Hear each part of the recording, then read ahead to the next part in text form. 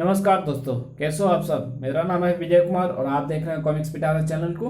दोस्तों, हम लोग कॉमिक्स पढ़ रहे थे जंगल पार। इसका पहला पार्ट ऑलरेडी मैंने इस चैनल पे अपलोड कर दिया है।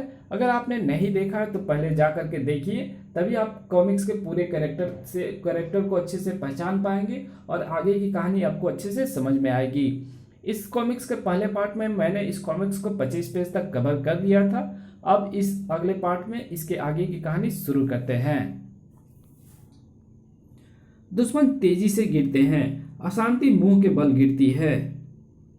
गजाखो ने हाथी के मस्तक को खोदा और इस पर वो खुशी से चीख पड़ा, गजमुक्ता, हा हा हा हा हा हा हा। गजमुक्ता मिल गया, मिलेगी सिर्फ मौत। गजाखो का चेहरा भभक उठा। उसे गजमुक्ता मिल गया है, लेकिन वो गजमुक्ता लेकर जाना नहीं चाहिए। खट खट खट। गजाखो ने गजमुक्ता को धोया तो वो सूरज की तरह चमक उठा। वो मेरे पीछे नहीं आना चाहिए, ये मेरे हाथों बचेगा नहीं गजाखू। तेरे पीछे मैं नहीं, तेरी मौत आएगी। गुरुराज भाटकी की सिखाई हुई युद्ध कला में भेड़िया निपुण था। उसे पता था कि ताकतवर शत्रु को शरीर पर कहाँ चोट करके धराशायी करना है, और वो यही कर रहा था। चला कहाँ गजाखू, साए। जंगल में आने का मेरा उद्देश्य गजमुक्ता प्राप्त करते ही पूरा हो गया था, लेकिन तू जिस तरह मेरा रास्ता काटने की चेष्टा कर रहा है, मुझे लगता है कि तुझे खत्म किए बिना मेरा उद्देश्य अभी पूरा नहीं होगा। धाड़। अब तुझे पटक कर ही जाऊंगा। कहाँ जाएगा तू? कहीं नहीं जाएगा सिवाय कब्र के, और वहां तुझे भेड़िया पहुंचाएगा। टनाक। अगर तू गजमुक्ता मिलने से पहले ऐसा कहता तो शायद मैं एक बार डर भी जाता, मगर अब तो खुद यमराज भी मेरे सामने आने से डरेगा। कड़ाक। देखना चाहता है कि मैं ऐसा क्यों कह रहा हूं? हम्फ। ले देख, साए। गजाखू ने भेड़िया को ऐसे उछाला था जैसे बच्चे पत्थर उछालते हैं। भेड़िया आसमान से होता हुआ अब वापस जमीन की ओर बढ़ रहा था। नीचे गिरते ही मेरे शरीर के टुकड़े टुकड़े हो जाएंगे। इस वक्त मुझे उस पूंछ की जरूरत है जो गोभी के साथ ही मेरे शरीर से जुदा हो चुकी है। पूंछ मेरे पास होती तो उसे कहीं लपेटकर मैं ठोस धरातल पर गिरकर अपनी हड्डियां तुड़वाने से बच जाता। भेड़िया को दिखाई दी अपनी मौत एकाएक जिंदगी की आश्चर्यजनक आस में बदल गई। हे भेड़िया देवता, कहीं मेरी आंखें जागते में कहीं कोई सपना तो नहीं देख रही? हिरणों का झुंड अपने सींगों में एक जाल फैलाए ठीक उस जगह के नीचे पहुंच रहा है जिधर को मैं गिरने वाला हूं। Broke broke broke. भेड़िया उस जाल पर आ गिरा। जानवरों को ऐसी अक्ल फौजों ने दी होगी। भेड़िया भेड़िया तुम ठीक तो हो ना? फौजो बाबा की कृपा से। और भेड़िया देवता की कृपा ये रही कि उन्होंने फौजो बाबा को संकट की घड़ी में यहाँ भेजा। तुम्हारा भी धन्यवाद मेरे वन मित्रों। वन्य प्राणी की अपने जीवन रक्षक के प्राण बचाकर खुश थे। गजाखू कहाँ गया? उसके सभी साथी भी गायब हैं। कौन गजाखू? भेड़िया ने उन्हें गजाखू के विषय में बताया। फूजो गजाखू का हुलिया सुनकर चिंतित हो गया। भेड़िया, ऐसे हुलिये के लोग जंगल में कभी ना देखे ना सुने। पता नहीं कौन था वो गजाखू। गजमुक्ता प्राप्त करने के बाद वो क्या करना चाहता है? जो भी करेगा वो कम नहीं होगा बाबा, क्योंकि गजमुक्ता की शक्ति को मैंने खुद भोगा है। मैं समझता था कि कोबी के अलावा मुझे हवाई सैर कराने की ताकत दूसरे किसी और प्राणी में हो ही नहीं सकती, मगर आज मेरा भ्रम टूट गया। इस भ्रम का टूटना जंगल की सेहत के लिए अच्छा नहीं होगा। फिलहाल हमें यह सोचना है कि दरिंदे गजाखू ने जिन हाथियों को मार डाला है उसके शवों की दुर्गति होने से किस प्रकार रोकी जाए। इसके अलावा इतनी बड़ी संख्या में जब हाथियों के शव सड़ेंगे तो पूरे जंगल में भयंकर दुर्गंध फैल सकती है, और शवों को देखने के बाद अन्य हाथी भी क्रोधित होकर जंगल में उत्पात मचा सकते हैं। उत्पाती काबू में आ जाए तो पूरे जंगल की बागडोर काबू में आ सकती है। ऐसा सोच रहा था ताड़ी। हाँ, मैं तुम्हें जानता हूं कि तुम बैल हो। बैल? हाँ, तुम्हें मैं अपना खेत जोतने के लिए लाया था। तुम्हारा नाम मोती है। मोती बैल? मगर ये खेत क्या होता है? इसे जोतते कैसे हैं? ये तो मुझे नहीं पता। तुम घबराओ नहीं मोती बैल, मैं तुम्हें सब कुछ बता दूंगा। तुम वहीं रुको, मैं अभी आता हूँ। ये तो कोबी है। अरे, सब लोग कहाँ गायब हो गए? अभी तो यहीं पर काम कर रहे थे। सरदार सरदार, एक खुशखबरी है। सरदार ने पेड़ की कोटर में से सर निकाला। कोबी से डरो मत सरदार, वो मेरा गुलाम बन गया है। उसने मुझसे अपने किए की माफी भी मांग ली है। वो तो मेरे पांव पर पड़ गया था, आखिर में मुझे उसे माफ करना ही पड़ा। कोबी और माफी? हाँ सरदार, वो देखो, मैं उसे यहीं पर ले आया। वो मेरे कहने पर खेत जोतेगा और बैल की जगह पर खुद जोतेगा। ताड़ी, या तो तू पागल हो गया है या फिर मैं कोई सपना देख रहा हूँ। नहीं सरदार, कांडा ने तो मुझे कोबी की पूंछ का सिर्फ एक बाल को हिलाने को कहा था, लेकिन मैं उसे साबुत ही ले आया। तुम सबको यकीन नहीं आ रहा? तो देखो, मैं कोबी से जमीन जुतवा कर दिखाता हूँ। फूला, तू जरा हल और बीज तो लेकर आ। मुझे तो यकीन ही नहीं आ रहा है कि ताड़ी कमबख्त सच कह रहा है। उफ, मुझे तो यकीन ही नहीं हो रहा है कि कोबी ताड़ी के कहने पर उसका बैल बनकर खेत जोत रहा है, लेकिन मुझे भूख भी तो लगी है।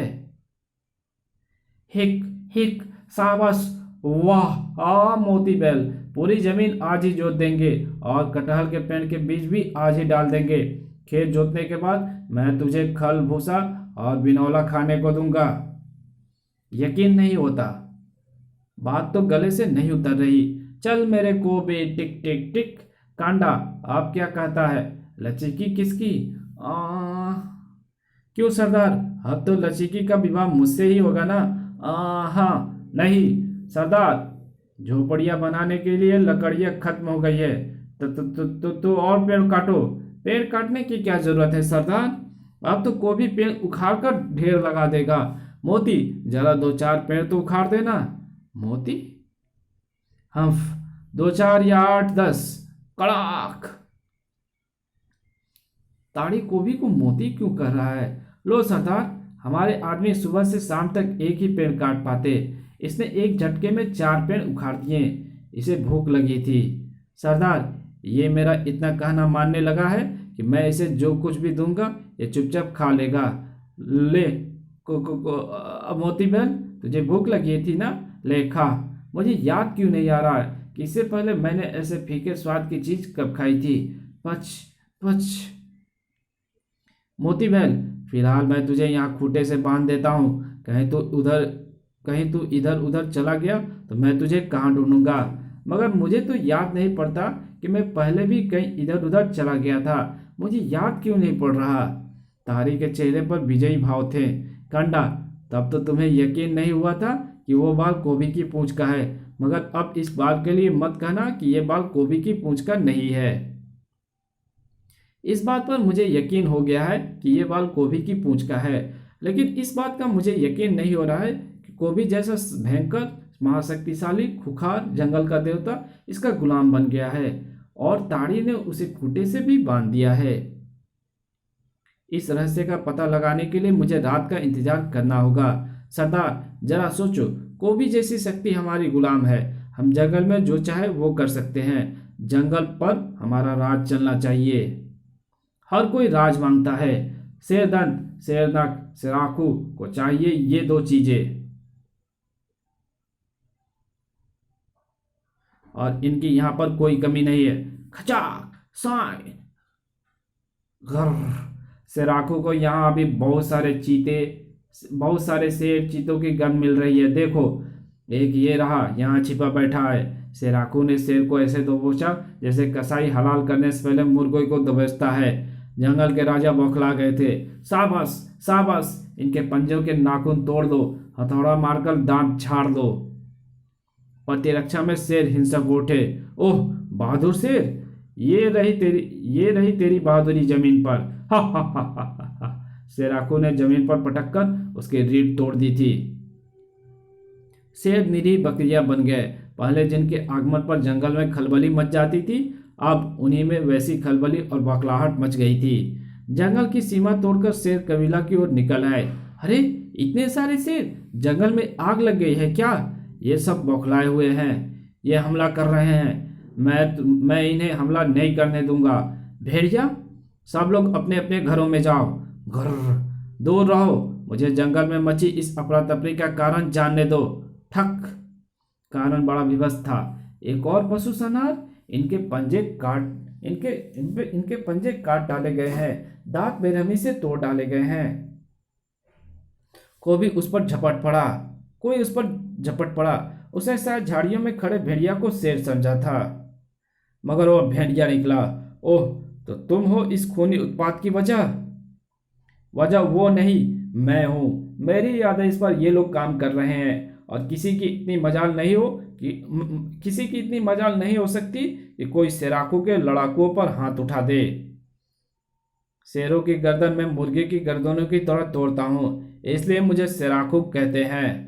और मैं तेरे जैसे दरिंदे भेड़िए की गर्दन तोड़ता हूं, इसलिए सब मुझे भेड़िया कहते हैं। मैंने शेरनक की माला ग्रहण की है। तू मेरा मुकाबला नहीं कर सकता। तेरी हैसियत हमारे आगे एक खरगोश से अधिक नहीं है। देखो, खचाक, आह, हम्फ। उछाला गया भेड़िया ब्रिज के तने पर जा धंसा। हम्फ। गजाकू के बाद सिराकू से ये मेरी लगातार दूसरी हार है। भेड़िया बुरी तरह से जकड़ गया था। शत्रु मुझे इस ढंग से जकड़ा छोड़ गए हैं कि मैं हिल भी नहीं पा रहा हूँ। मेरे घाव से लहू लगातार बह रहे हैं। भेड़िया मुख कमर पिटकर मेरे घाव को भर देती थी, लेकिन अब वो कोबी के पास है। ऐसे समय में मुझे अपनी उन शक्तियों की याद आती है। अरे, मुझे कौन खींच रहा है? हाथी? और हाथी पर फूजो और जैन। भेड़िया, तुम ठीक तो हो ना? जब तक सांसें चलती है तब तक कोई भी प्राणी बिल्कुल ठीक होता है, और मेरी सांसें भी अभी चल रही है। सावधानी से इसके शरीर से भाले निकालो। भेड़िया, हिम्मत रखना, तुम्हें तीव्र दर्द का सामना करना पड़ेगा। मुझे सिर्फ जंगल और जंगलियों के घाव देखकर दर्द होता है। फूजो ने भेड़िया की मरहम पट्टी की। वो सैराकू था बाबा, बहुत सारे सिंहों को मारकर उनके पंजे और दांत ले गया। सैराकू कहीं गजाकू की तरह विचित्र तो नहीं था? वो तो उसी की तरह विचित्र था। अब सामत सियारों की आई थी। अमावस्या की रात्रि सियार झुंड बनाते हैं और आकाश की ओर देखकर रुंदन करते हैं। उनकी इस प्रक्रिया के दौरान शायद वो अंधेरे में डूबे चंद्रमा को मनाने की चेष्टा करते हैं। उनकी इस क्रिया के कारण उनके गले की हड्डी उभर आती है, जिसे सियार सिंगी कहते हैं। तंत्र क्रियाओं में सियार सिंगी की जबरदस्त उपयोगिता और अहमियत है, और उनकी यही विशेषता आज इन सियारों की प्रबल शत्रु बन गई थी। खटाक खटाक, सियार सिंगियों को कड़कड़ाने बूमरैंग जैसे लकड़ी के वो मजबूत टुकड़े हवा में तैर उठे थे। सियार सिंगियों यानी सियारों की गर्दन टूटने लगी थी। कड़ाकू के नेतृत्व में आई थी इस बार शैतानों की सेना, और जिन सियारों की गर्दन टूट चुकी थी उनके सियार सिंगी प्राप्त करना अब कोई मुश्किल काम नहीं रह गया था।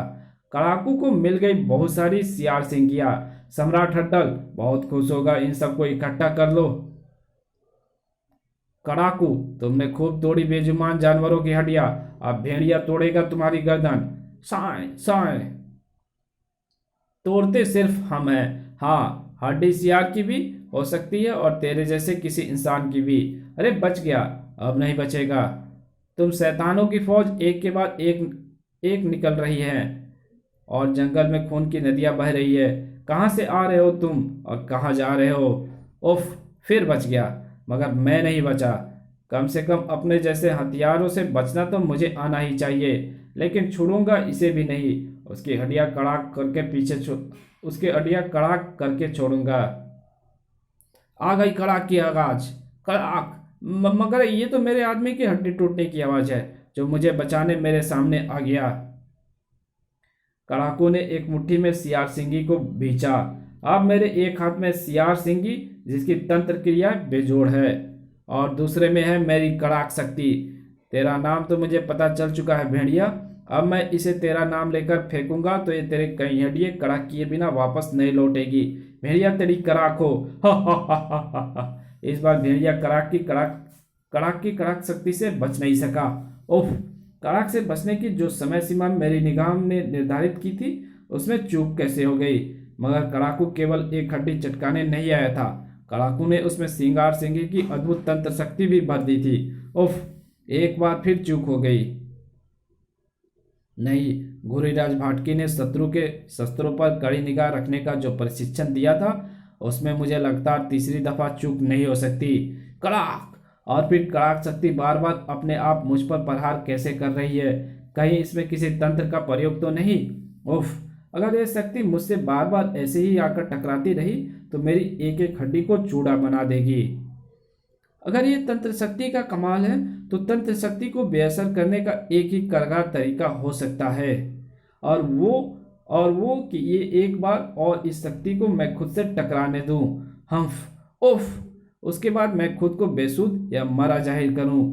इस तरह तंत्र शक्ति मुझ पर प्रहार करने मेरे निकट नहीं आएगी। इस कॉमिक्स को यहीं पे खत्म करते हैं।